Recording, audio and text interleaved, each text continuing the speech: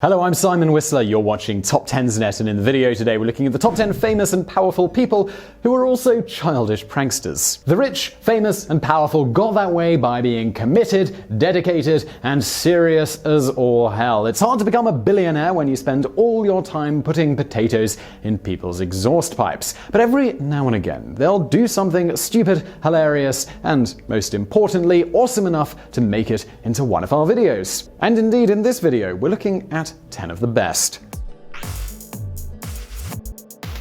Number 10. The BBC pranked all of Britain. The BBC is one of the most respected and oldest news sources in the world. Even in the States, the BBC is one of the most trusted and non-biased news sources around. Which is why when they try to prank people, it's extra hilarious. Back in the 1950s, the BBC decided to tell its viewers where spaghetti came from. So, on April 1st, 1957, thousands of viewers turned in to see a documentary on Swiss spaghetti tree harvesters. To make the show seem doubly legit, they presented the show completely seriously, even going as far as to hire the most famous presenter that was around at the time. But here comes the best part. Not only were people fooled, they actually phoned up the BBC asking where they could get their own spaghetti tree. This was despite the fact that the show made it very clear that the tree needed hot, sunny weather to grow, and the people calling for it were in England, a place that gets less sun than an Amish person's crotch. Number 9. President Clinton's aides pranked the hell out of President Bush's.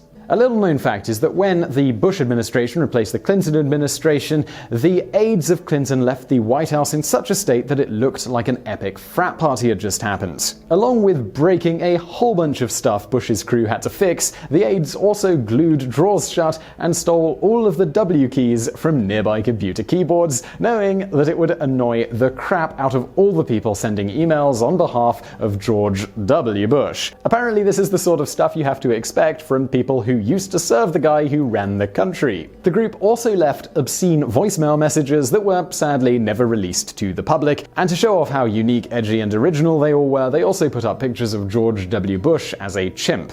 And with people like that on his payroll, we might never know whether Clinton or Bush was the better president, but we sure know which one partied harder. Number 8. Lyndon Johnson and his pee habits. President Lyndon B. Johnson was known for his tenacity, his work ethic, and the fact that he'd constantly whip out his dong whenever he felt like it. Yes, that is absolutely right, I did not misspeak. Lyndon Johnson had himself a habit of whipping out his member and spraying people with it. Alright, so yes, pissing on someone is probably not the best prank, but when you're the leader of America, no one is going to question you. Look, even if it's a member of the Secret Service, they're probably just gonna stand there and let the president whiz on them. And just to be absolutely clear here, Johnson saw absolutely nothing wrong with pissing on the people who are literally tasked with saving your life. When the Secret Service people allegedly asked Johnson what exactly he was doing, apparently he'd reply, "It's my prerogative, son," which we're going to come right out and say is like the worst catchphrase ever. I mean, he could at least have said, "You've been Johnsoned."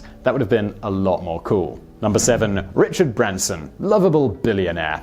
Richard Branson is what you'd get if Batman inherited his money when his parents were still alive. A guy with billions of dollars and need to help people, and a decided lack of psychopathic violence. When Sir Richard looked out of his window expecting to see the unmistakable shape of the London Eye as part of his beloved skyline, he was a little disappointed to see that it hadn't even been erected yet. Spying an opportunity for mischief, Branson quickly scrambled a blimp, remember he's a billionaire here, and had a special message emblazoned across it to mock the company tasked with erecting the structure. So just imagine waking up in London, going to work, and sitting in your office and witnessing a blimp with the words "BA can't get it up" written across the sides, slowly gliding across the sky like a cloud made of middle fingers. Well, that was the reality for thousands of Londoners a few years ago. Oh, and to make it even better, we should point out that Richard Branson's company is called Virgin.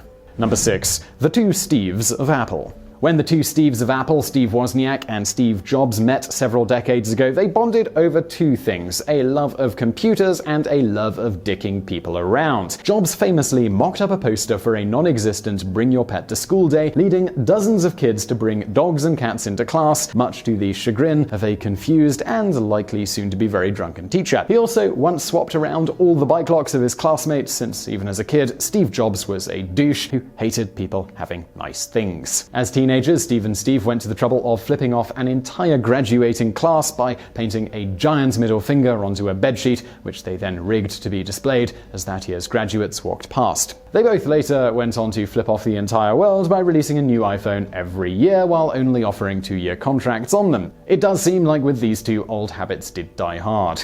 Number 5. Waldo Pierce and the Turtle. If you have no idea who Waldo Pierce is, you will after this entry. Just to clarify though, he was an eccentric American painter who really liked messing with people. While living in a hotel, Waldo became good friends with the concierge, who was keen to impress the famous artist who was staying at her hotel and went out of her way to make Waldo's stay as nice as possible. Waldo, keen to repay this kindness, bought his concierge a pet turtle. Upon seeing how much she fell in love with the tiny reptile turtle, Waldo decided that her happiness was annoying and that he was going to have some fun at her expense. After his concierge would leave each morning for her daily errands, Waldo started systematically swapping her turtles for one that was ever so slightly larger. This continued until the original tiny turtle was the size of a melon. Thrilled with how well her turtle was growing and the amazing skills she apparently had for growing turtles, she boasted all around town about her abilities. This is why the second part of Waldo's plan is particularly brilliant, because the second part was breaking into her house and gradually replacing it with smaller and smaller turtles. The lady apparently almost lost her mind before Pierce finally decided to tell her the hilarious truth. Presumably after telling her the truth, he also told her that, as consolation, he had bought her 40 turtles of various sizes for being a good sport. Number 4. Lyndon Johnson and his Amphicar. The Amphicar was a German amphibious vehicle designed to cater to the huge market of people who enjoyed both driving on the highway and awkwardly reversing into lakes. Though the car never caught on, it did enjoy a number of big-name owners, one of whom was, of course, Lyndon Johnson. Yes, he gets 2 spots on this list, mainly because apparently he's just too big to fit into one. It's noted that President Johnson loved his Amphicar. However, since virtually no one in America had any idea what an Amphicar was, Johnson liked to alert them to his car's amphibious abilities in the most hilarious way possible. Namely, he drove directly towards a lake while screaming that the brakes had broken. Clinton, you're still cool, you're just not as cool as Johnson driving into a lake while screaming Lyndon. Number 3. Dane Cook, Jimmy Kimmel, and Johnny Knoxville all teamed up to prank one guy. Let's face it, the last time Dane Cook was ever linked with anything funny, it was us making fun of him on this very channel. We had to include this for pure scale though, because we couldn't help but admire a prank 11 years in the making. The prank's victim was a struggling actor called Perry Caravello, who was told by Jimmy Kimmel that he'd been asked to be the star of a new movie called Windy City Heat. Keen to grab his dream by the balls, Caravello happily went along with this. Little did he know that he wasn't going to be the star of his own film, he was actually just setting himself up to be laughed and mocked by his friends as his dream was slowly crushed. Under the guise of filming Heat, Caravello was more than willing to put up with being thrown into dumpsters, harassed, and forced to eat disgusting mixtures that gave him violent diarrhea. He was also totally okay with being coaxed by Johnny Knoxville into sticking his genitals into a mousetrap, all under the pretense that doing so would make him millions of dollars. However, Caravello didn't become a millionaire, and actually wasn't even told that the whole thing was a prank until 2 years later. It was at this point that he had to sue the makers of the film, who were his friends, for the money that they'd made purely at his expense. However, we bet that 6.8 stars on IMDb was totally worth it. Right, guys?